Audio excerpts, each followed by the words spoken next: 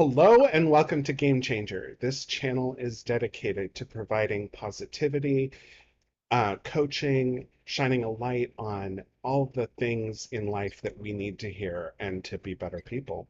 And I am here today with Maryann Udel. Udel. Ah, she is our she is our guest today. She launched her business, Sheltering Tree, in 2015 to incorporate some of her life lessons in overcoming loss. And Maryann, why don't you introduce yourself and tell us more about that? Okay. Well, thank you, Daniel. First of all, thank you for having me as a guest on your podcast. I'm really honored to be your inaugural guest. Yes, you're our first guest.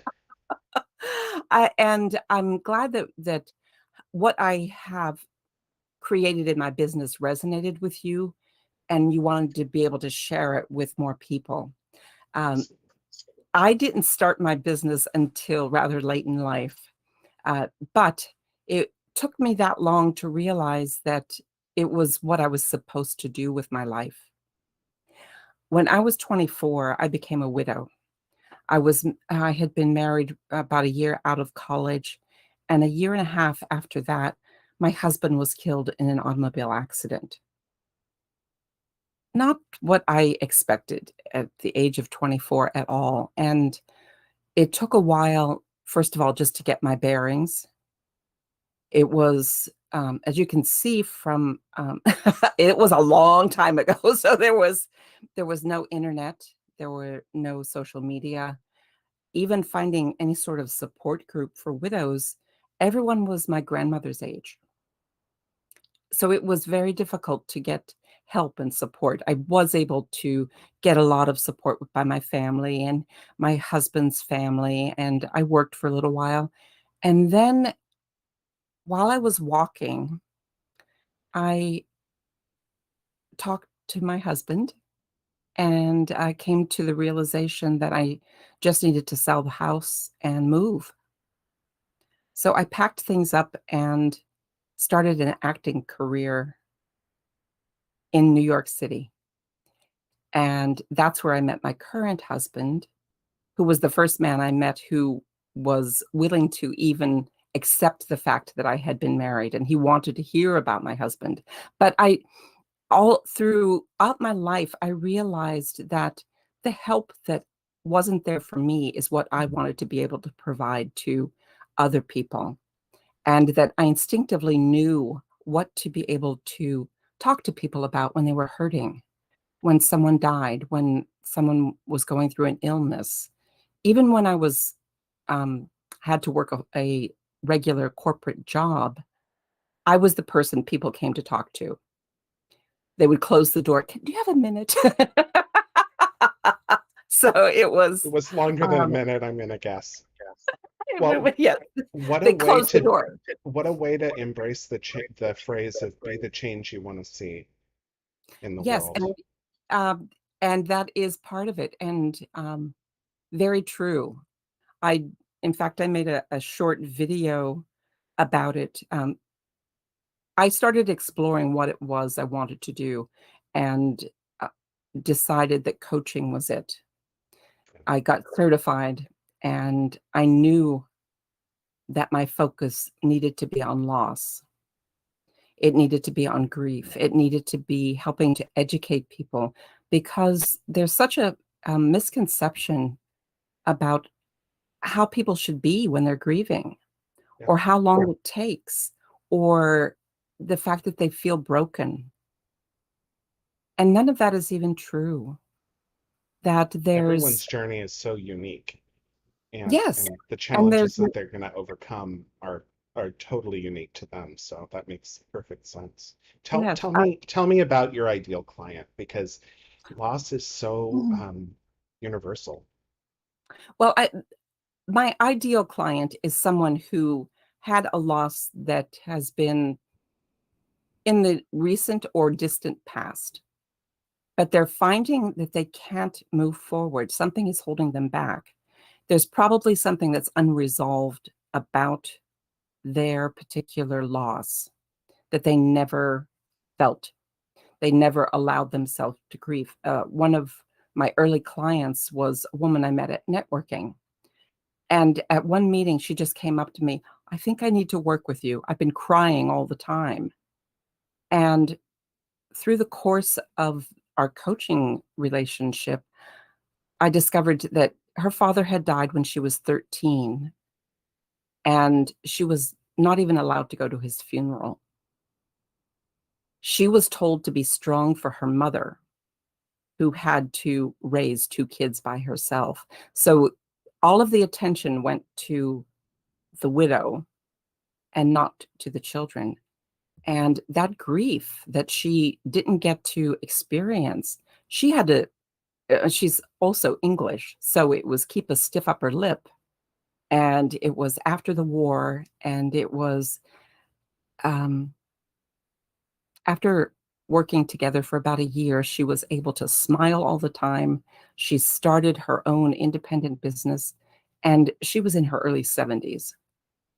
So it was a lifetime of this load that she had never expressed. So just because you don't feel it at the time or let it out doesn't mean it doesn't exist. It doesn't go away. It finds a way out. So that's just an extreme example, but another client has gone through a divorce, but it could be somebody who loses a job, needs to refocus, grieve that lost job, um, an empty nester, Yeah. you know, Any form parent. of change can be a sense of loss and a loss of your own identity. Yeah, I think, and I think that that's one of the things that sets you apart from, because I've talked to people who are grief coaches who really focus in on just that kind of losing a human being in your right. life. And I think that that's one of the things I find is very refreshing and unique about your business is that you look at any form of change, any form of loss as a potential Well, thank you. for Well, growth. I think that's the reason I decided to broaden my scope, because there are so many people who have been doing the formalized grief counseling and actual holding the space for people who are in the current very um, lost space of grief. And I do have a few clients that I will take on for a short period who need to have someone who understands. They just need a shortcut. But it could be a widow who feels like she should have moved on. People keep telling me I should be over this. What's wrong with me? And there's nothing wrong. Everybody goes through it. And getting over grief is a misnomer. You learn how to live with it. It evolves, because whatever it is that happened that created the grief can't be undone. The life you had before the major change changed you. I couldn't be a young wife. What are some of the types of changes in life that can be just as overwhelming as death? I guess it's kind of a leading question, but I know that Mhm.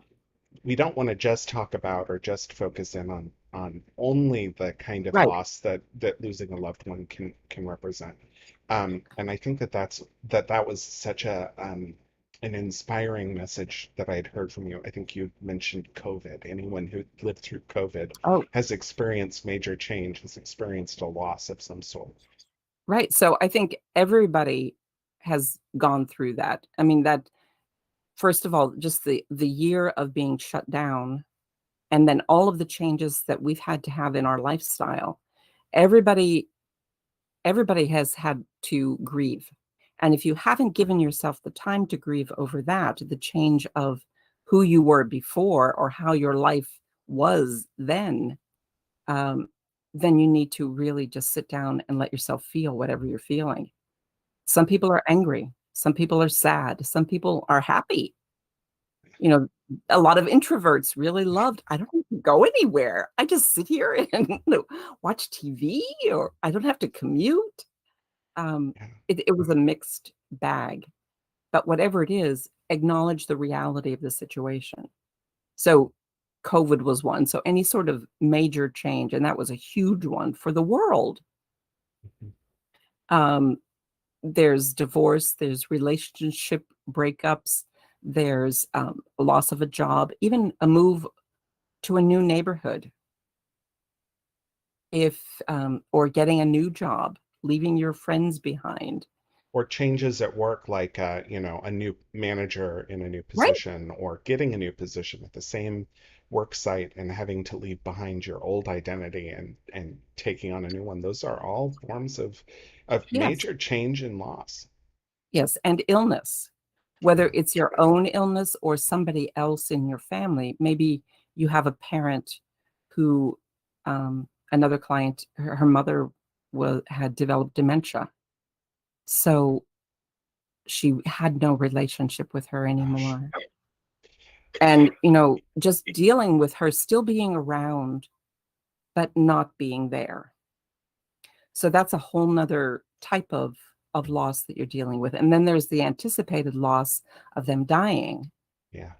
So it's Yeah. just, I I had think, a I had an aunt that was that ran an Alzheimer's and dementia kind mm, of care center, and she said it's kind of remarkable watching people go through grief twice in mhm, those situations, because they're grieving the future loss of someone mhm, that's meaningful, and then there's a lot of regret and guilt that happens when it does mhm. happen because they feel like they should have done something different. Well, yes. Um, and that's part of getting through the grief process because, figuring out what to do with those types of feelings, because unless you're able to work through those, um, you will not find peace. And even though you can't say something to someone, if you need forgiveness, if you need to forgive yourself for what you did or did not do, you can write a letter to the person that died, or even the end of a relationship, and just, you don't, obviously, if they're dead, you can't give the two of them, but if the relationship ended, you can write it and just keep it for yourself, but read it out loud. There's something about actually hearing the words and speaking them that allows even more emotion to come out. Yeah. And a lot of the things that I have adapted for working with my clients are some of the exercises I learned as an actress, because you have to tap in to your emotions. You Absolutely. have, using sense memory and using visualization, relaxation, and you never know what's going to work. So I tried different techniques. There's no one size fits all. This is the cookie cutter way. Everybody has to go through it, and you're done, and you're out the door. Um, It's interesting that you bring that up, because we do have kind of a social concept of how we're supposed to mhm, overcome grief. Um, what do you see for people who don't have the benefit of you as a coach helping them through mhm. this process? What do you see as some of the pitfalls that people fall into with regards to handling their own loss? Well, first of all, they don't want to talk about it. They don't want to be a burden on anyone. They don't want to, um, even if they're feeling bad and it's months after something has happened, they don't want to bring it up if they're around their friends because, oh, come on, would you just stop it already? So there's feeling bad about making other people feel bad, feeling that there's something wrong with them because they're not feeling better yet. So I think a lot of it has to do with helping to educate what's really going on, being more willing to be open. And I think during COVID, a lot of people did start talking about mental wellness and, just opening up that discussion even more. And grief is right there with, it ties into your mental wellness. If someone at work is going through problems with their kids and problems with their parents, and then they have a project to do at work, they have so many stressors that unless there's a way for that employee to be able to talk about some of the personal stuff, their job might suffer. Yeah. They're carrying a They're lot around a lot of clutter with them, right. spiritual clutter, mental clutter, and emotional clutter. Mhm. That's got to be weighing them down. And that's also some of what I've done in my work. I've gone into companies and been a confidential resource to allow the employees during change, during a restructuring of a company, during a major growth spurt. People feel lost. Employees don't know what's going on.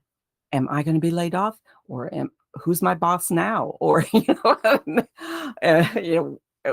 there's a lot of uncertainty. And I was also have been part of an exit package. So a company had to lay off a lot of employees, and they got several conversations with me to help them just vent Yeah. and get that grief out. And to figure out what their next move Yes, to become an actress in New York City is going to be. exactly. Yes. So it's I think people try to jump over the emotions, that they try to bypass that part of it. I'm really tired of crying all the time, or I'm tired of being pissed off, or I'm tired of being angry with God. Whatever it is, that you can feel however you feel, but the only way that you can get through it is to actually go through it. Yeah. Yeah. Yeah. One of my kind of heroes in real life has a phrase of name it to tame it. And Oh, like that. that's become a kind of a catchphrase in my own house. Whenever we're going through an emotional, state. Mhm. I'm an emotional wreck, first of all.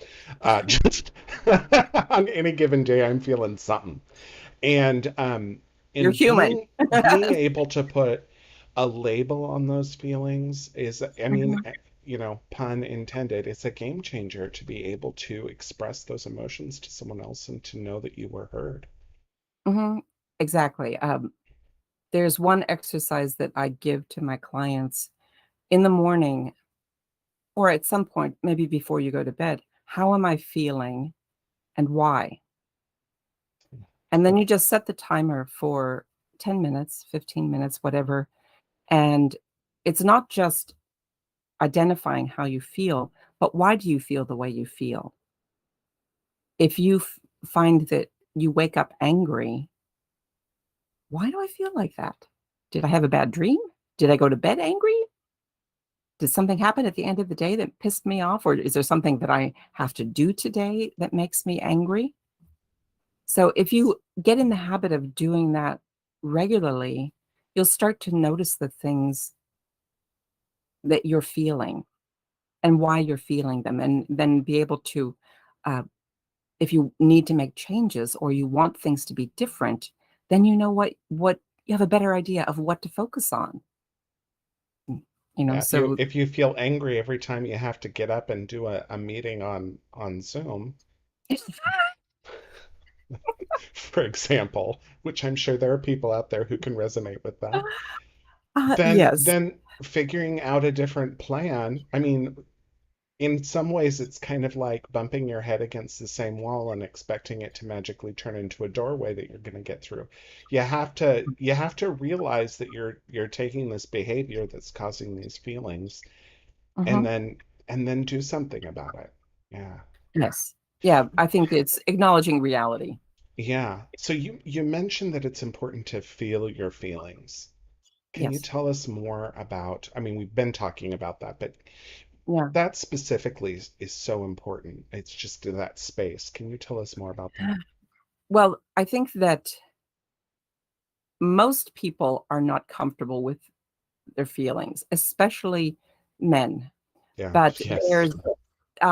there is this facade that people feel they have to put up to save other people or not to look broken. That there is this desire to, oh, I can handle this. I know I can handle this. I've handled a lot of things. I know I can handle this.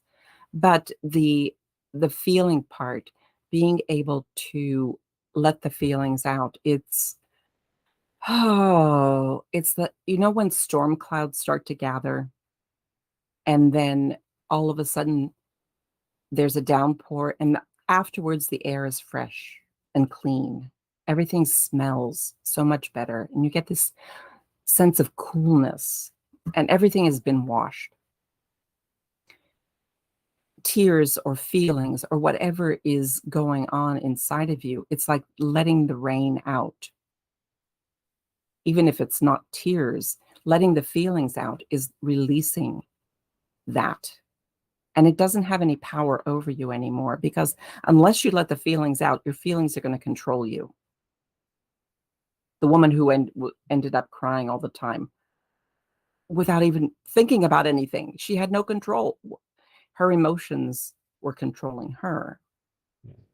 Something that had happened when she was 13 years old. Yes, yes. So, more than 50 years later.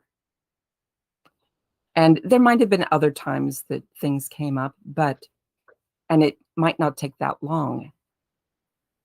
But if you ignore things, it's like a pressure cooker building up. And if you take the lid off without releasing the steam, you're going to end up with food all over the kitchen. Yeah. Yeah. And you'll get burned. But letting the emotions out is releasing the steam. When you look at kind of your clients going over grief, I think that one of the things that you've expressed is that there's this sense that they should be over it already, or why is this still bothering them? How long does it take your clients to get to a stage? Everybody is different. Yeah. That there's nobody goes through grief exactly the same way. And I think releasing the expectation of what it should be is what you have to. I continually remind people. You might think that you're supposed to be the way you were before this happened, that you're going to get back to how that was, but there's no way it can be. Our lives after COVID will never be the same. Yeah. It's like air travel after 9/11. If you can think back that far, we didn't have to go through security check. Everybody went to the gate with their families.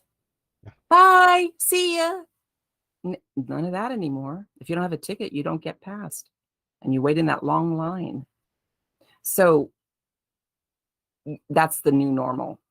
Yeah. That's the life you look at the reality of what is right now and figure out, all right, how can I still live? How can I experience this grief and discover my joy at the same time, or rediscover my joy?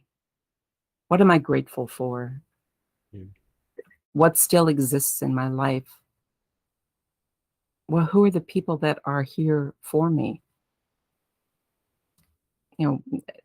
Finding that. What should my new normal look like in order for me to be at my best? Well, remove the should. Yes, yeah, absolutely. Sorry. I heard that word and I was like, I'm just gonna let it go because I said it, but as a coach, I know as a fellow coach, the word Yes, should is I had a client yesterday where I was like, let's remove the word should from that statement. How's it yes, sound now? yes, yes.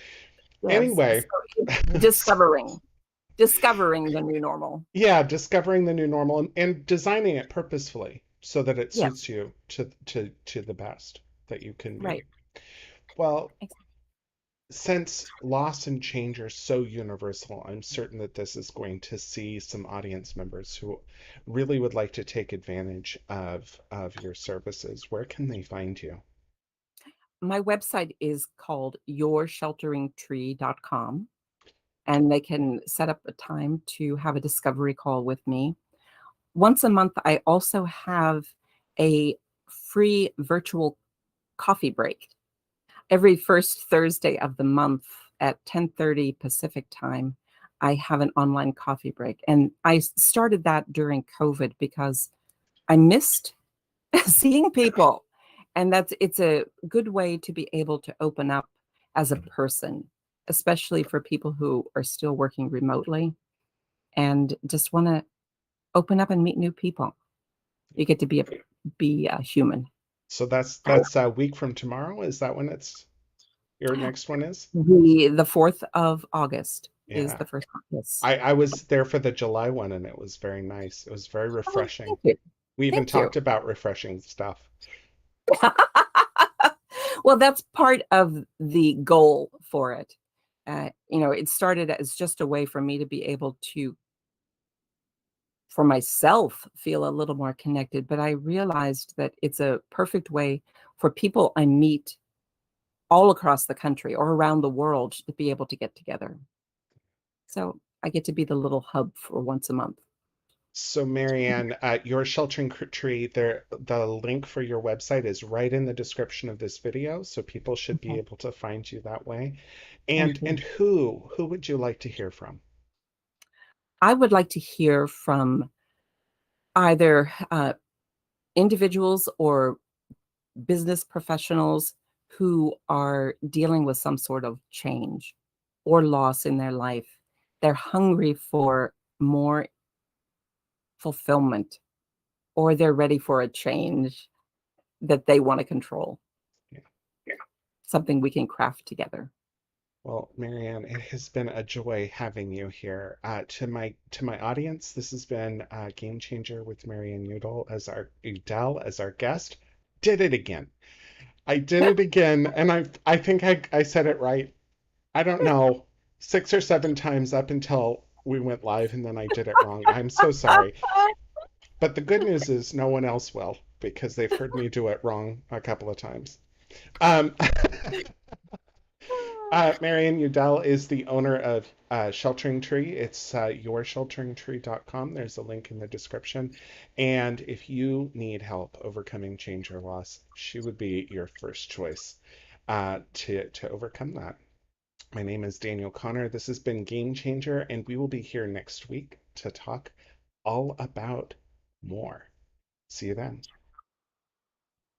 Bye. I have to push the actual end button. It's still running. I won't break character.